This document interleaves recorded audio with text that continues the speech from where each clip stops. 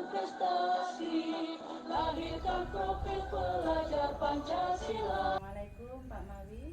Waalaikumsalam warahmatullahi wabarakatuh. Baca. Alhamdulillahirrahmanirrahim. Pada siang ini Pak Mawi saya minta waktu sebentar. Siap. Siap. Siap.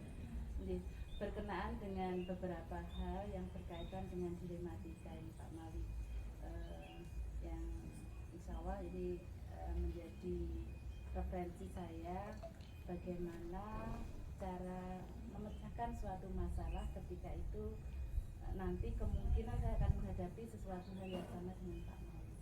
Nah, itu untuk yang pertama, Pak Mawi selaku kepala SD Negeri 6 Kajarajam ya Pak Mawi. Nah, ini selama ini bagaimanakah Bapak dalam mengidentifikasi kasus-kasus yang merupakan dilema etika atau bujukan moral? Pertama begini, di sekolah saya ini ada dilema yang memang luar biasa. Karena pada tahun ajaran yang lalu ada siswa yang mengakunya dia belajar di NTB, berhenti di kelas 3. Akhirnya mau masuk di Kajar 6. Tak tanyakan mana surat pindahnya. Maaf Pak, surat pindahnya tidak ada. Tolong jenengan tanya ke sekolah, hubungi. Ternyata sekolah di sana sudah tidak ada, sudah bubar. Tak cari alamat dan sebagainya, ternyata di sana tidak ada nama sekolah itu. Sehingga komite datang ke saya, Pak tolong anak ini diterima. Ya saya siap, panjenengan siap. Pesannya karena ini anaknya orang nggak punya, ya saya terima. Nah, ada beberapa hari Pak tuh telepon saya, Pak tolong anak ini terima di SD ini jenengan, jangan tolak. Maaf, saya nggak merasa menolak, saya sama sekali nggak merasa menolak, karena semua murid harus berhak menerima pelajaran dimanapun. Siap, saya terima. Nah, ketika Pak kepunitanya itu datang ke sekolah, tolong Pak mana, wis anggap saya masukkan dari kelas 1 lagi, tolong kirim identitas orang tuanya. Ternyata di sana akte nggak punya anaknya, kakak orang tua nggak punya, KTP pun orang tuanya nggak punya, bahkan sampai surat nikah nggak punya. Untuk dimasukkan dapodik sampai saat ini pun anak itu belum bisa masuk. Nah, akhirnya saya panggil komitenya lagi, Pak, sekarang rapot sudah online, jika ini nggak bisa ngisi rapot, tolong. Akhirnya komitenya, iya Pak saya usahakan. Sampai sekarang nggak bisa, akhirnya saya merobos ke balai desa, kantor balai desa. Ternyata di sana ada familinya yang masih familinya kerja di staf desa. Akhirnya Pak nggak bisa, saya sudah ngurusi gini-gini, saya sudah ngurusi ini, saya sudah putus asa karena nggak data belum. Ini aja Pak, jalan satu-satunya anak ini yang penting punya NIK, sehingga masukkan ke KTP panjenengan atas nama keluarga lain sudah betul. Karena apa? Seandainya saya menolak anak ini, saya berdosa. Seandainya anak ini enggak saya terima, anak ini terlantar. Karena di dapodik dimanapun enggak terdaftar, anaknya berprestasi diikutkan, ini enggak bisa. Itu kasus yang pertama. Sehingga saya pendekatan saya dengan balai desa dan staf desa sehingga siap membantunya. Sampai sekarang masih proses. Memang dari wali muridnya memang orangnya memang orang nggak boleh iong itu. Sehingga saya dengan teman-teman berinisiatif kalau ada belanja cantik dan sebagainya diarahkan situ. Dan di sana saya punya lahan di belakangnya. Setiap saya ada pekerjaan di sana, ibu itu tak tarik untuk jadi penggarapnya sehingga sampai saat ini anak itu tetap bisa mengikuti pelajaran walaupun belum mendapatkan NISN. Jadi dari yang disampaikan Pak Atmawi tadi, dilemanya kalau anak ini diterima, kasihan nasibnya nasibnya. nggak diakui. nggak diakui, Kalau nggak diterima, anak ini sama-sama wajib mengikuti punya hak nih, hak artinya untuk mendapatkan pelajaran yang sama dengan teman-temannya. nah itu dilema yang luar biasa ya Pak Mawi ya. Di sisi lain kita memandang masa depan mereka, Masa depan mereka betul. Nah dia bukan mereka, dia Iya yang ya namanya Fitri, oh, perempuan Fitri. Anaknya sekarang sudah umur 10 tahun, masih duduk di kelas 1. Saya sampai minta bantuan kepada Pak Tu, silakan Bina koordinasi dengan gini. Oke Pak, terima kasih. Ini itu jalan satu-satunya sekarang sudah proses membuatkan itu dengan netting di KTP di kakak orang lain. Nah, kalau melihat langkah Pak Atmawi selaku pemangku kebijakan di SD Negeri 6 Kajarajo, dan alhamdulillah komite support ya, artinya Support, begitu ya. Pak Atmawi menyampaikan apa yang menjadi regulasi di sekolah panjenengan, komite juga segera menangkap, bahkan sudah bisa diselesaikan bersama aparat pemerintahan desa. Ya, alhamdulillah. Nah ini kalau dari satu masalah tadi, dilemanya sudah Pak Atmawi sampaikan, mudah-mudahan Pak Atmawi itu nanti bisa menjadi tahap yang selanjutnya sebagaimana harapan Pak Atmawi. Nah selama ini dalam pengambilan keputusan di sekolah, mungkin di luar itu banyak nih Pak Atmawi, itu banyak masalah selain Ada lagi masalah-masalah yang ada. Nah, terutama untuk kasus-kasus di mana ada dua kepentingan yang sama-sama benar atau sama-sama mendominasikan. Untuk langkahnya Pak Atmawi kalau tadi diceritakan sedemikian ya, kalau itu disederhanakan bahasanya, tahap apa yang Pak Atmawi lakukan ketika menghadapi seperti itu? Langkahnya maksudnya. Dari tadi kalau itu kasusnya kan Fitri spesifik ya. Nah secara umum Pak Atmawi ketika ada masalah yang sama-sama mengandung nilai kebajikan dan kebenaran itu apa Pak? Ini tahun-tahun sebelumnya tahun sebelumnya ini ada 3 anak sama dari berangkat keluarga miskin. Di sana mungkin dari sekolah memang ada bantuan sekedarnya, cuman ada sampai anak itu LKS dan lain sebagainya dengan guru kelasnya sampai lulus, sehingga pada saat pelanjolan Pak ini anak ini masih punya tanggungan sehingga ijazah tidak saya keluarkan. Oke, sampai nggak dikeluarkan nanti bagaimana nasib anaknya? Nah, selidiki orang tuanya, ternyata orang tuanya memang nggak mampu. Pak, jangankan saya bayar KLS ini, karena itu mungkin salah dari teman-teman dan saya juga nggak sampai ke rumahnya. Kalau saya membayar kas, makan saja saya kesulitan, Pak. Sehingga, tapi anak saya kalau gak diberikan ijazahnya katanya wajib belajar 9 tahun, otomatis anak saya harus belajar di SMP. Nanti gimana? Nah, sehingga dengan adanya gitu, kalau kita seandainya menyimpan, kita kena. Anak itu enggak belajar ke jenjang berikutnya. Kalau diberikan katanya tanggungan sekolah, sehingga gini lah, kita dari sekolah kan memang mengadakan SAS, siswa asuh sebaya. Ya cukup dari itu aja. Kita berikan diperkhususkan pada anak-anak yang memang kurang mampu sampai dia lulus. Kadang sampai teman-teman waktu mendaftarkan, katanya di SMP 1 atau di MTS ada prioritas bagi orang nggak punya, diberikan keterangan.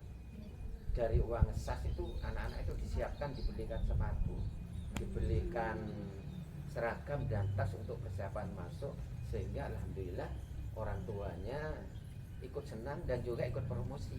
Mari teman-teman tetangganya diajak yang jauh kita masuk ke Kajar 6, karena anak saya yang katanya ada nebus ijazah, tak jelaskan, Pak, Bu, ijazah saya nggak usah ditebus. Mungkin panjenengan itu nggak diberi ijazah, mungkin karena punya tanggungan apa ke sekolahan. Nah, kalau memang punya tanggungan dan panjenengan harus bisa menerangkan apa alasannya, sekolah menerima Selama masa aktifnya dia siap. punya tanggungan Iya. apa. Akhirnya kita gini-gini ya sudah. Nah, dari sana sudah ternyata dari SAS itu sudah lebih dari cukup untuk sampai anak pertama masuk. Ketika masuk ke selanjutnya tanggungan sekolah yang di atasnya. Gitu. Cuman saya memberi memo kepada anak ini memang anak miskin, anak ini anak yatim kepada sekolah yang dituju. Kalau melihat langkah-langkahnya Pak Atmawi tadi, kasus kedua ini anak ini memang harusnya keluar untuk melanjutkan Kejenjang lebih tinggi. Tapi Ya. di samping itu dia punya tanggungan. Nah di sini rasa apa ya, untuk bisa dia mendapatkan kebijakan Pak Atmawi, keadilan. Saya harus lulus Pak gitu ya. Ya, Tapi ya. di samping itu ketika dia belum bisa memenuhi apa yang menjadi tanggungannya, kalau itu nanti dipaksa memenuhi, melunasi, Pak Atmawi juga kasihan gitu Ya, ya. betul. Paradigma keadilan melawan kasihan ini Ya, artinya. iya, betul. Oke. Nah dari dua kasus ini Pak Atmawi, menurut Pak Atmawi hal-hal apa saja yang selama ini Pak Atmawi anggap efektif dalam pengambilan keputusan pada kasus-kasus yang seperti dua kasus itu tadi? Kalau menurut saya untuk mengambil keputusan, saya karena di sana banyak teman, saya musyawarah dengan teman, dengan rekan-rekan guru untuk mengambil kebijakan dan sebagainya, sehingga kita memutuskan tidak serta-merta dari KS semuanya guru diminta pertimbangan gini dan juga ditelusuri bagaimana yang sebetulnya anak ini gini-gini sehingga menghasilkan kesepakatan, itulah hasilnya. Ketika musyawarah sudah terjadi, kemudian kata sepakat sudah didapatkan, adakah tantangannya Pak Atmawi? Untuk sementara ini mungkin tantangannya itu hanya sedikit sekali, tapi lebih banyak tidak ada tantangannya. Dukungan lebih kuat dari dukungannya. Alhamdulillah. Nah, ketika Pak Atmawi memiliki sebuah tata kelola atau jadwal tertentu dalam sebuah penyelesaian kasus dilematika, apakah Pak Atmawi langsung menyelesaikan di tempat atau memiliki sebuah jadwal untuk menyelesaikannya? Bentuknya atau prosedurnya yang seperti apa yang dilakukan Pak Atmawi? Saya memang membuat jadwal yang pertama saya susun. Saya harus membuat supervisi, turun ke lapangan, lihat, tanya pada tetangga dan sebagainya, lihat kesehariannya, baru saya di sana langsung menetapkan, oh ini betul-betul begini. Kadang-kadang ada anaknya orang kaya, saya pernah tertipu, anaknya ini bermacak nggak punya, nggak bayar ini, akhirnya tak belikan sepatu. Setelah dibelikan sepatu, orang tuanya malah tersinggung. Apa sih dikira saya orang nggak punya? Ternyata orangnya punya. Cuman Pak, saya maaf ya, karena ini dari ini semua urunan antar teman-teman siswa asus sebaya ini bukan tuh baginya pun, karena putaran panjenengan rusak sepatunya. Saya nggak melihat panjenengan itu orang kaya. Akhirnya apa datangnya Pak, makasih Pak, maaf saya kurang perhatian karena mungkin saya sibuk mencari kerja sehingga nggak memperhatikan anak. Mulai sekarang saya akan perhatikan anak saya. Ya, dari jadwal-jadwal itu banyak temuan-temuan, ternyata wali murid setelah didatangi itu akhirnya sangat mendukung sekali. Gini Pak, kadang kalau panjenengan nggak datang saya malah salah sangka, katanya anak saya ada urunan, ternyata tidak ada urunan, ada terjadi begitu saja. Sehingga saya membuat jadwal untuk mengambil keputusan itu dari rencana sampai dan planning dan sampai yang terakhir itu baru. Jadi observasi dulu Observasi ya Pak, bagaimana dulu, tingkat sosial ekonomi ekonominya. keluarga. Ya. Memang kadang ya Pak, itu dari faktor orang tua, yaitu tadi sudah mengakui ya, kurang perhatian, Kurang perhatian. sehingga betul. anaknya itu bagaimana sekolah tidak diperhatikan. memperhatikan betul. Jin, langkah yang luar biasa Pak Atmawi. Nah ini kalau memang hal seperti itu menjadi, kalau saya memetik hikmahnya Pak Atmawi, memang segala sesuatu ketika memutuskan itu harus menemukan latar belakang. Kalau saya memetik hikmahnya Pak Atmawi, memang segala sesuatu ketika memutuskan itu harus menemukan latar belakangnya mengapa seperti itu ya Pak Atmawi. Nah untuk selanjutnya, adakah seseorang atau faktor-faktor apa yang selama ini mempermudah atau membantu Pak Atmawi dalam pengambilan keputusan yang dilematika seperti itu? Untuk yang mengambilkan membantu saya itu banyak sekali, terutama guru dan komite. Komite itu sangat mendukung sekali. Setiap ada kegiatan di luar, Pak langsung lapor. Namanya Pak Bayu, di samping pegawai Puskesmas itu sangat peduli sekali. Itu Pak Bayu. Pak, anak ini mempunyai kelebihan di sini. Kemarin kok gak muncul di sekolah, ada apa? Nah ini punya kelebihan ini, nah gitu. Sehingga sangat mendukung sekali. Itu orang yang paling saya adungi jempol yang mendukung sekali yaitu komite, terutama ketuanya. Luar biasa ini. Harus Ketuanya. bersyukur ya Pak Atmawi. Bersyukur sekali Punya namanya. apa? Komite, ketuanya Pak. Ketuanya, Nah, iya, ketuanya. Cukup apa? Bukan cukup lagi ya, sangat peduli Sangat peduli, terhadap iya. perkembangan pendidikan, bahkan beliau posisinya bukan putra langsungnya, Bukan putra anaknya langsungnya. langsung pun perhatian. Bahkan beliaunya sampai mempromosikan apa yang kelebihan yang dimiliki oleh Kajar Enam, bahkan juga meng-share juga ikut untuk penerimaan siswa baru. Bahkan Berarti, iya, luar biasa, sponsor gratis ini, sponsor Pak. gratis, iya, sponsor gratis. Alhamdulillah. Nah, Pak Atmawi, dari semua yang sudah disampaikan, pembelajaran yang dapat Pak Atmawi katakan itu sebagai sesuatu hal yang bisa dipetik dalam sekian apa ya, dilematika, sampai tadi yang pertama mungkin masalah yang akhir paling berat ya. Anak usia 11 dia harus masuk kelas 1 Kelas 1. dengan latar belakang tidak punya identitas Tidak. apapun dan sebagainya. Nah dari sini Pak Atmawi, pelajaran apa yang Pak Atmawi petik dari itu semua? Dari semua itu dapat memetiknya saya mungkin pada wali murid, semua wali murid dan semuanya kita memang mengambil hikmahnya.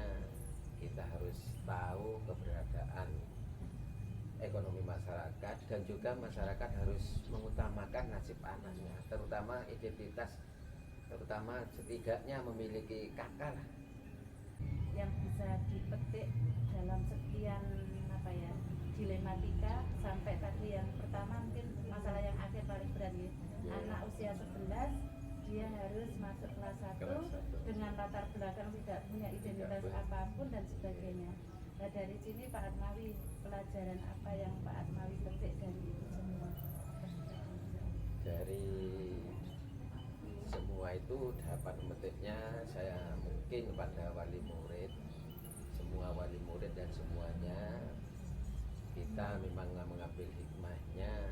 Kita harus tahu keberadaan ekonomi masyarakat, dan juga masyarakat harus mengutamakan nasib anaknya, terutama identitas, terutama setidaknya memiliki kakak Untuk masa depan. untuk masa depan.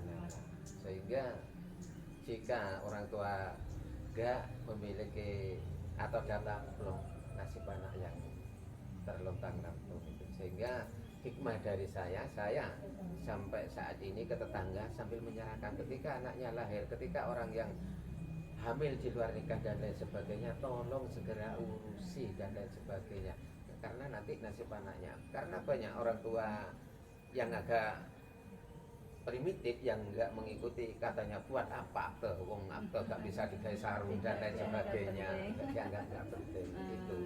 Sehingga saya menyadarkan terutama lingkungan sekitar saya, setidaknya semuanya harus memiliki identitas itu saja. Artinya kepedulian terhadap diri sendiri, apa yang harus disiapkan. Oke, alhamdulillah Pak Atmawi, dari beberapa hal yang sudah saya dapatkan Pak Atmawi, yang kemungkinan nanti ada kesamaan dilema yang akan saya hadapi ataupun beriringan hampir sama, eh, faktornya ataupun segala sesuatu yang berkaitan dengan dilema itu, mudah-mudahan saya bisa apa ini ya, ketularan bisa menyelesaikan, membuat keputusan yang terbaik. Tadi antara keadaan ke apa ini, kasihan itu juga luar biasa. Selamat Pak Atmawi, mudah-mudahan Pak Atmawi di SD Negeri 6 Rajarajo menjadikan sesuatu hal seperti ini benar-benar bisa bermanfaat. Tadi Pak Atmawi menyampaikan ke masyarakatnya dan support komite yang luar biasa. Mudah-mudahan dengan segenap Dewan Guru pun Pak Atmawi bisa sukses untuk mencapai visi yang sudah ditetapkan. Terima kasih Pak Atmawi, saya undur diri, mohon maaf. Sama-sama. Assalamualaikum warahmatullahi wabarakatuh. Waalaikumsalam warahmatullahi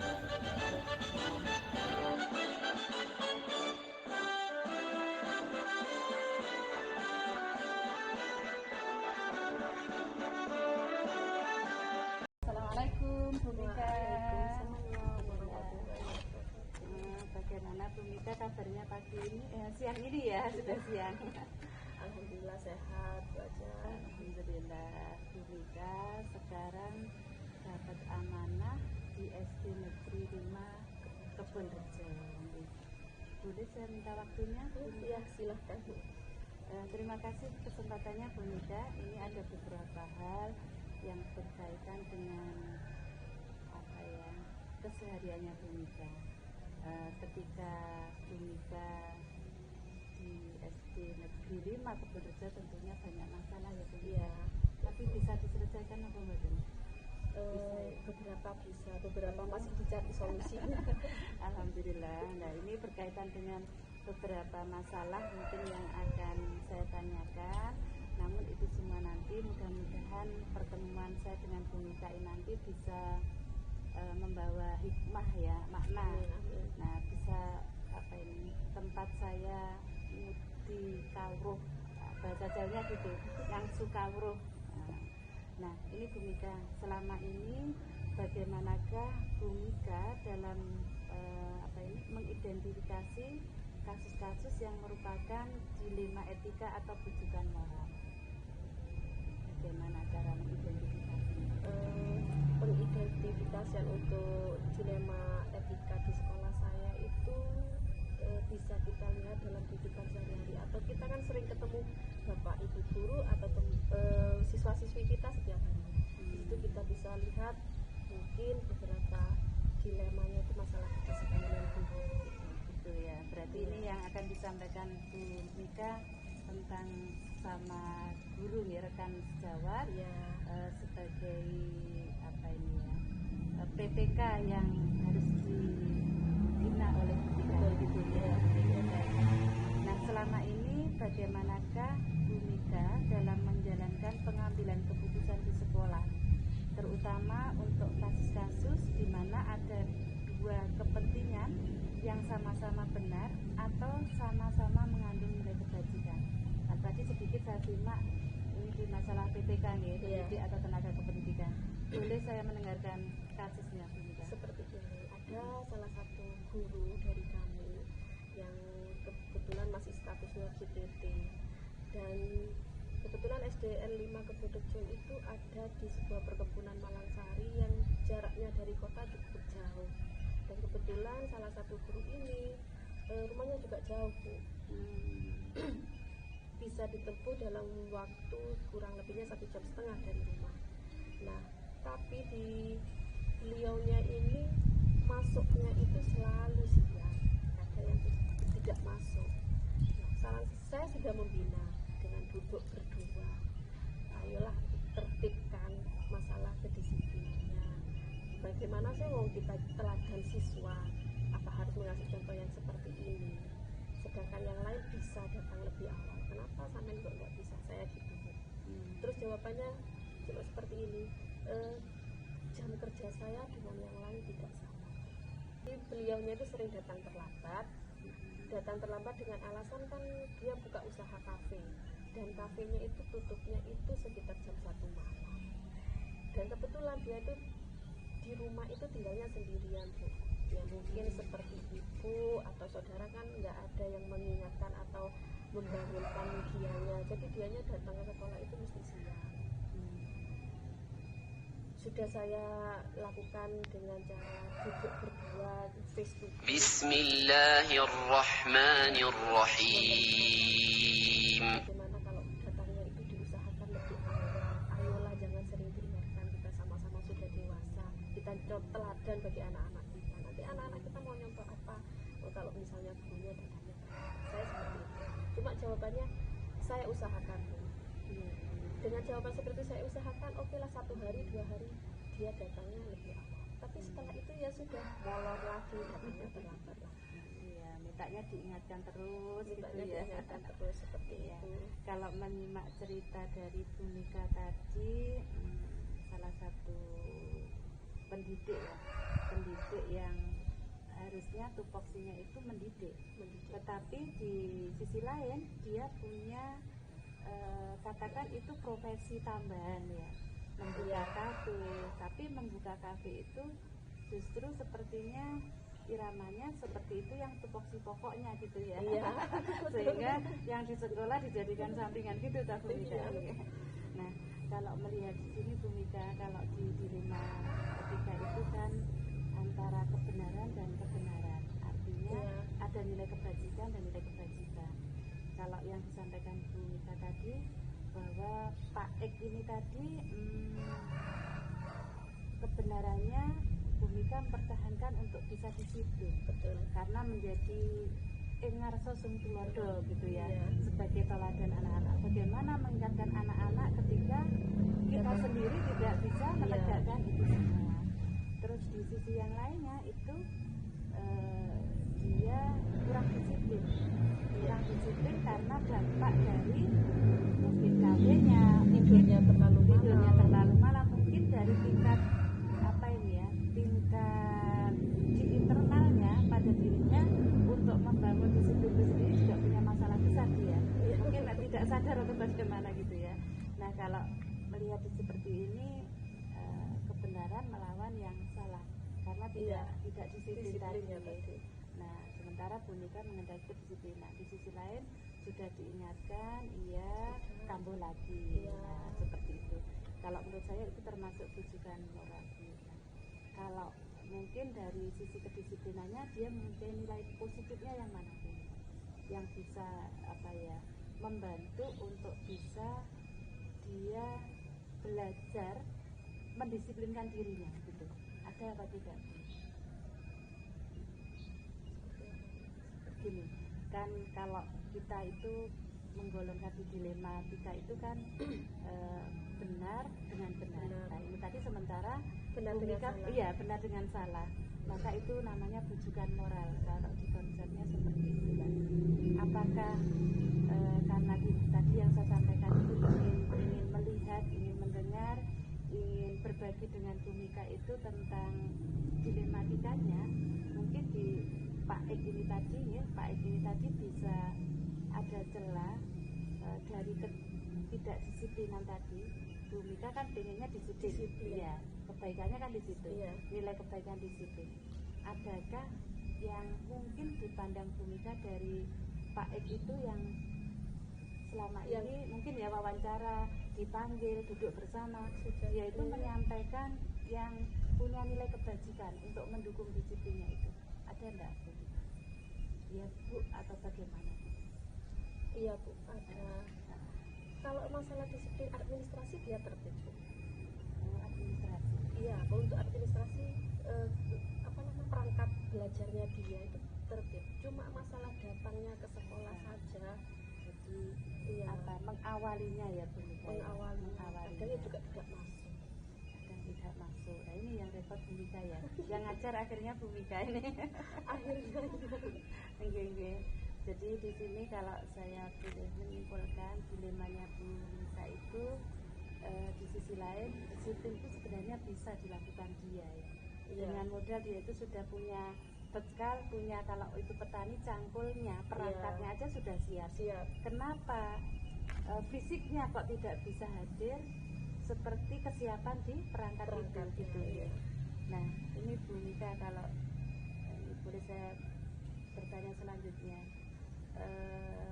langkah-langkah atau prosedur yang seperti apa yang Bu Mika lakukan selama ini dengan kasus Pak X itu tadi? Ya itu tadi kan awalnya kita duduk face to face, kita ngasih tahu, ayolah Pak, datangnya lebih awal. Gimana sih nanti penilaiannya masyarakat kalau sekolahnya aja gurunya datangnya terlambat? Salah apa? Kebetulan itu berhasil, tapi cuma sehari 2 hari. Yang kedua, dia kan sudah ikut tes P3K. Nah, saya ini mempunyai seperti ini inisiatif kalau P3K itu kan yang diangkat sebagai gurunya, bukan sebagai sampingannya. Ayolah, biar punya tanggung jawab dengan SK yang sudah diterima.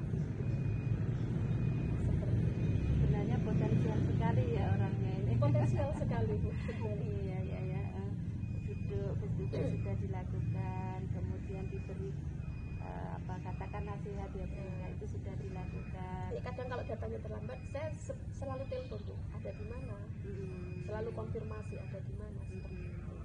Iya Bu, saya sebentar lagi sampai sekolah.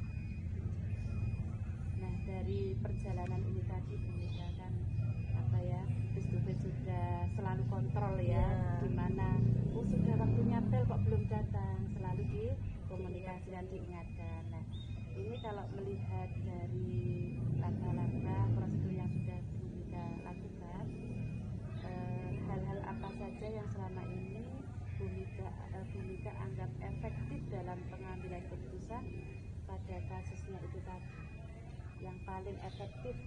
Dia tadi kan 1-2 hari itu sudah bisa kembali sebenarnya, itu dengan cara yang bagaimana? Mungkin dengan cara SK yang beliau terima Bu. SK P3K bertuliskan sebagai guru agama, guru di situ ya Bu, guru di SDN 5 Kebonrejo. Otomatis dia dengan mempunyai SK itu mempunyai tanggung jawab bahwa dia itu harus bertanggung jawab atas SK sebagai guru tersebut di SDN 5 Kebonrejo. Jadi tidak mengorbankan anak-anak untuk tidak masuk, selalu tidak masuk atau datangnya terlambat. Ya artinya di sini dengan ikatan SK, Ya. dan SK itu kan yang mengeluarkan kementerian. Gitu ya.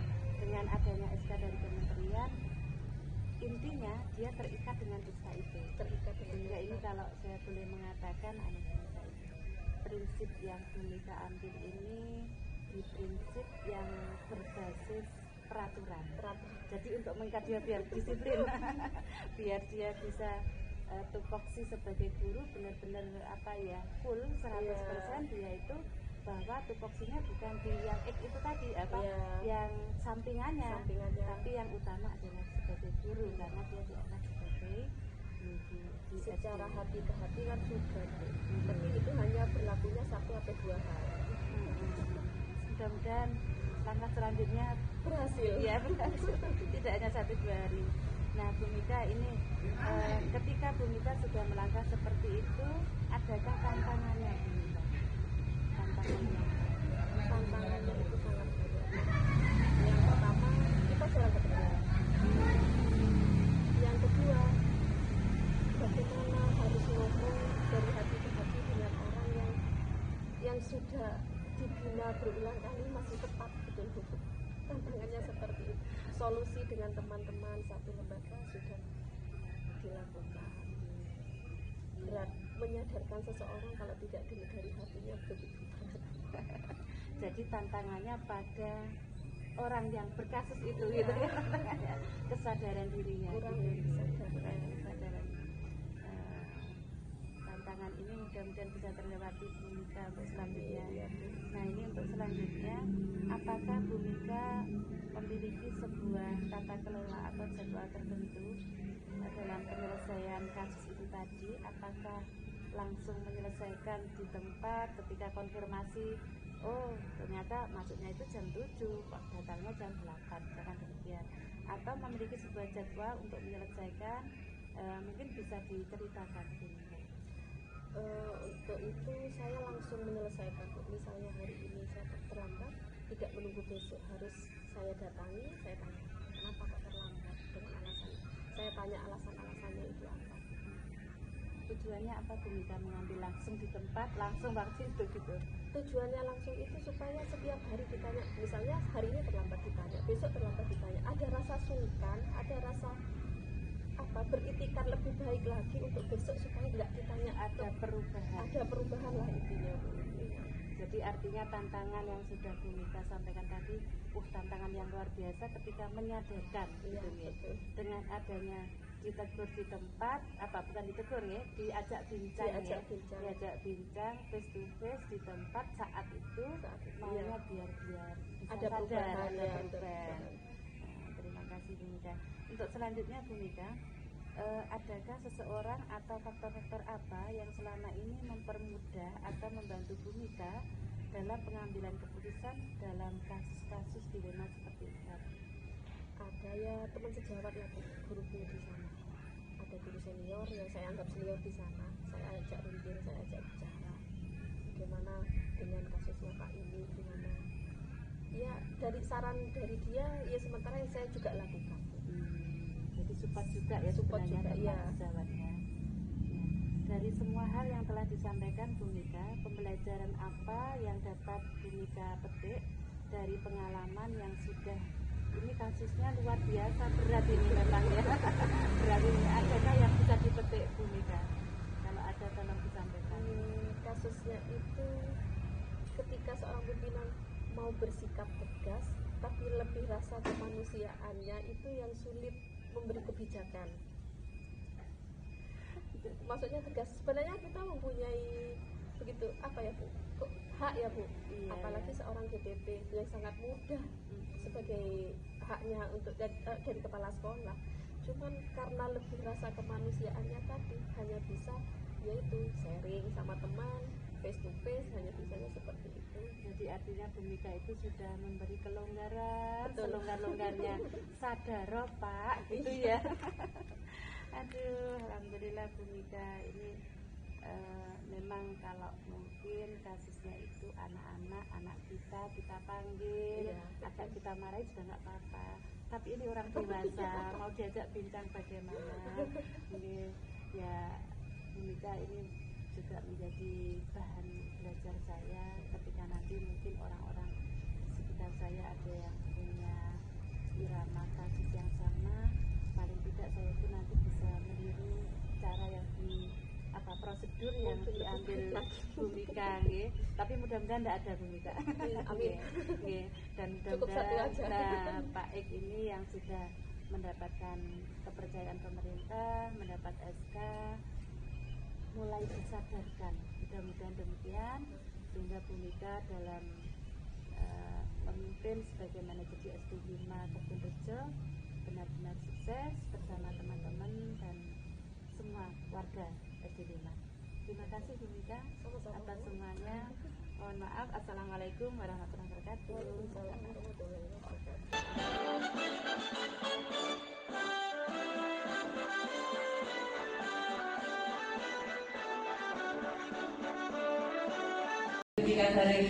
Alhamdulillah baik.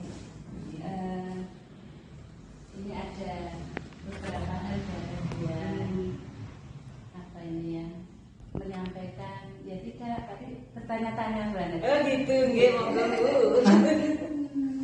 Longgar gimana? Longgar, nggih. Ini anu banget.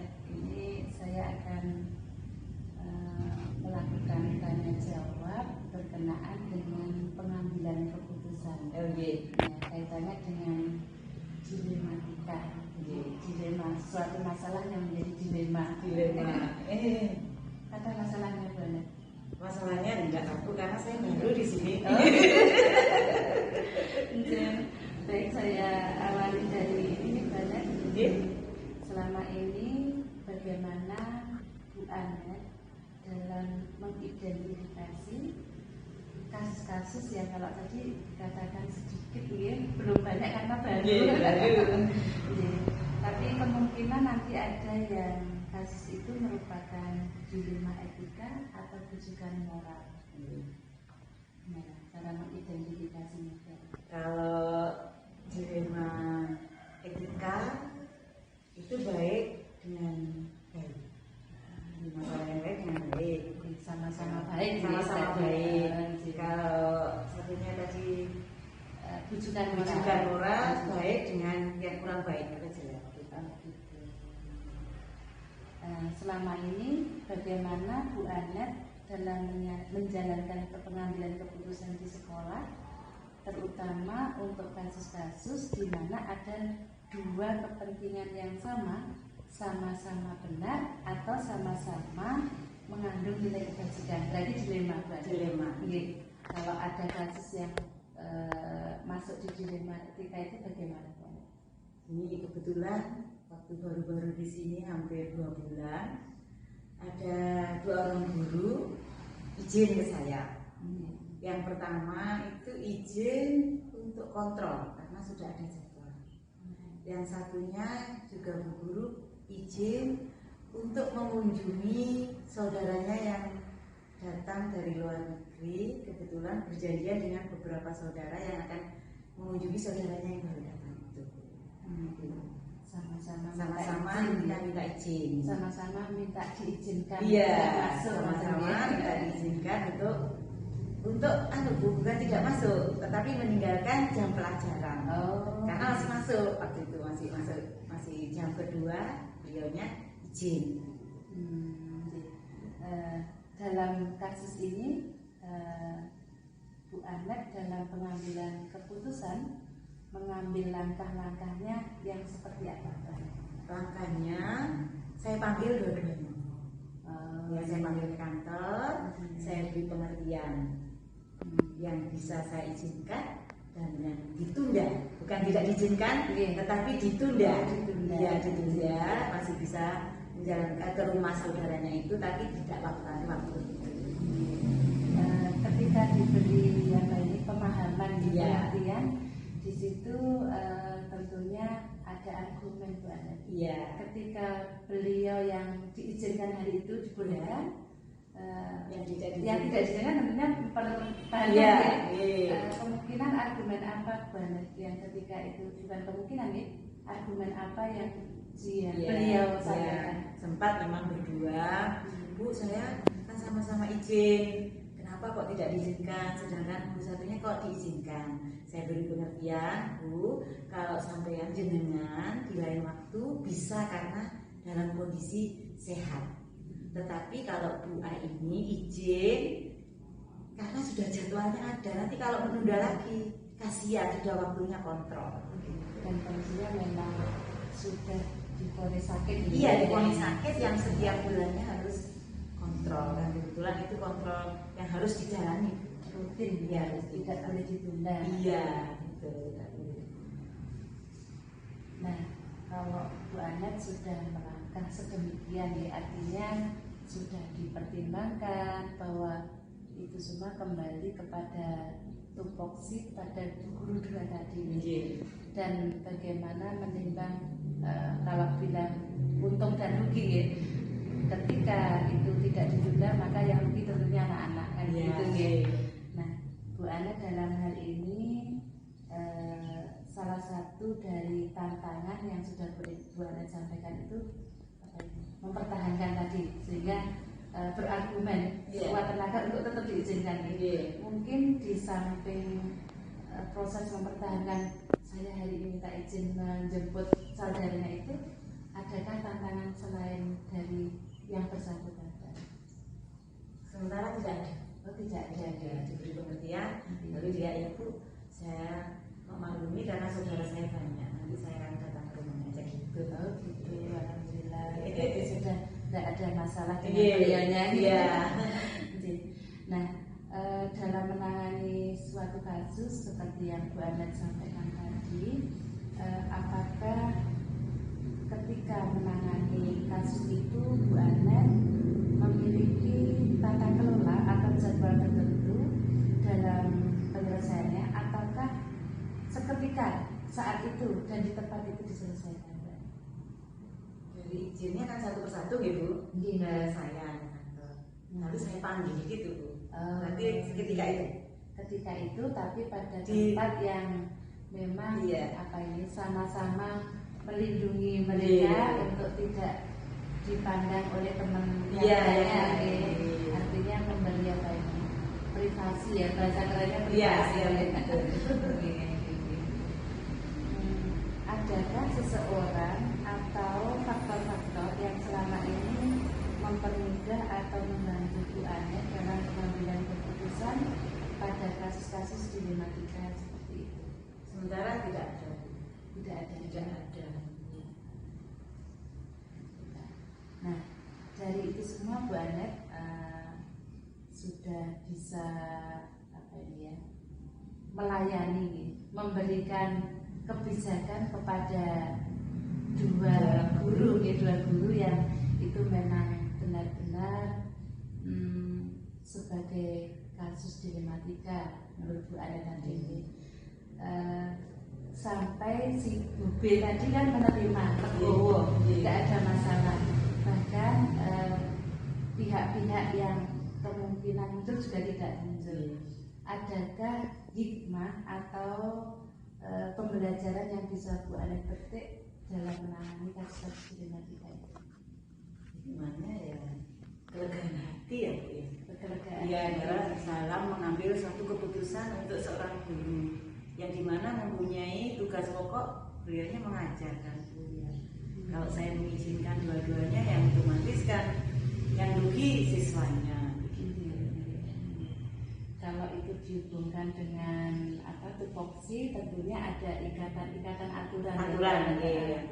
Peraturan apa Bu Anet yang mendasari bahwa Anda panjenengan karena dengan alasan ini sehingga harus ditunda seperti itu?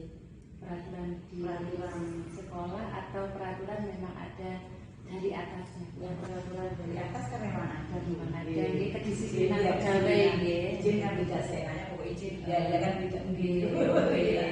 Untuk yang di sekolah adakah Bu Anet yang mengikat seorang guru harus disiplin? Ya, ada. Kalau disiplin apa menikah? Izin nggak seenaknya? Iya, ada. Kemanapun kalau ada yang harus izin kan Bu, harus disiplin. Artinya jadi Bu Anet sudah dalam mengambil keputusan itu memegang prinsipnya pada bahwasanya segala keputusan itu tidak asal diputuskan, sudah melalui berbagai pertimbangan. Kalau dari paradigmanya tadi aturannya seperti ini ya. Kalau yang dibicarakan bersama dalam suatu rapat yang diambil keputusan bersama. Terima kasih Bu Anet, ini mungkin nanti bisa menjadi ilmu saya ketika menemui masalah yang sama. Mudah-mudahan ketularan dalam bagaimana memberikan kebijakan pada anak buah ini. Mudah-mudahan saya juga bisa berperan seperti Bu Anet sehingga sebijak-bijaknya untuk siapa saja yang bersinar dengan kita. Terima kasih Bu Anet. Saya pamit sekali ya. Oke, terima kasih Bu.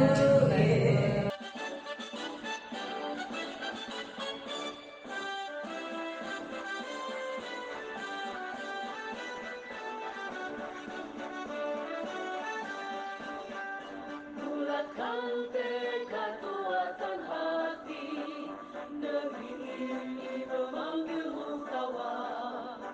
Belajar bergerak berbagi untuk negeri, guru penggerak majukan pendidikan.